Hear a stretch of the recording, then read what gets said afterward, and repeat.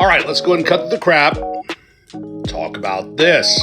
Since its application, the minimum wage has always been a baseline by which the blue-collar working class has sought to achieve a take-home pay that will give them a somewhat minimum standard of living, the ability to pay rent, the ability to buy food, the ability to meet the needs of the day-to-day lifestyle, and I would argue the ability to achieve a subsistence living.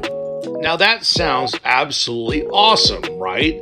Until you really study how it actually applies in real life. When you adjust the minimum wage, every other individual, whether they be skilled workers, whether they be landlords, whether they be grocers, adjust their overhead price, the cost of doing business, to reflect the minimum wage. So for 6 to 7 months, you do achieve something approaching forward momentum, and then prices adjust, rents adjust, and the minimum wage becomes nothing more than what its predecessor was in allowing you to subsist but to not get ahead. Now let's look at this through the lens of people that like to support the minimum wage. If you don't have a minimum wage, a baseline wage that will allow people to subsist and exist, employers are simply going to say, we will not give you a job, but this person who will accept this lower wage, we will give them a job. Let's address that real quick. It may be true that individuals might be willing to accept a lower wage, but at a certain point, you will reach a point where the wage is so low that it's not worth that person's time or effort to actually go out and do the job. That's part one. Part two is that if your minimum wage does not allow you to exist or to pay your basic bills, the problem is not with having a minimum wage with the proviso that at least it will make you the money to get by from day to day. The real problem is it does not allow you to get ahead. So let's look at a couple models that have been proposed by individuals out there that might allow you to actually get ahead.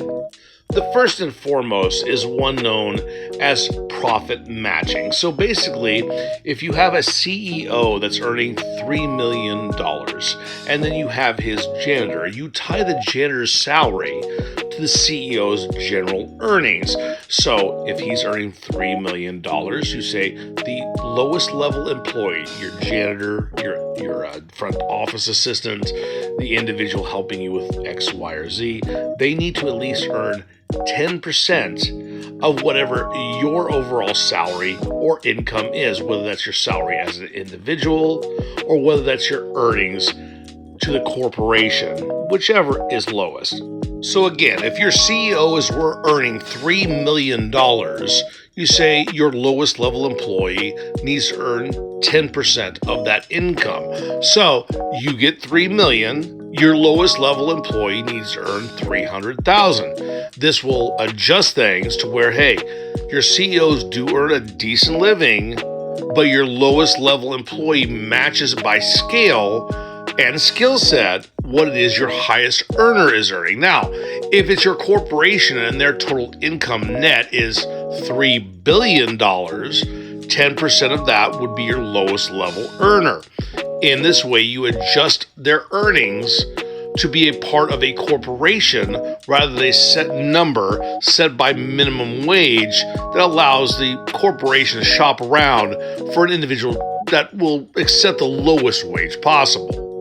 Now, the second model that I've heard is one known as regional cost of living adjusted. So, if you live in Chicago and the cost of living is 5.6%, I am just pulling a number out of my behind, you have to take the baseline minimum wage and adjust it for whatever the cost of living is local. So you earn $15 an hour, just pulling a number again out of my behind, and the local cost of living is 5.6 above that. You have to match that total net baseline by 5.6%. If you go to California and it rises to 6.4, you take the baseline state minimum and you adjust it for 6.4.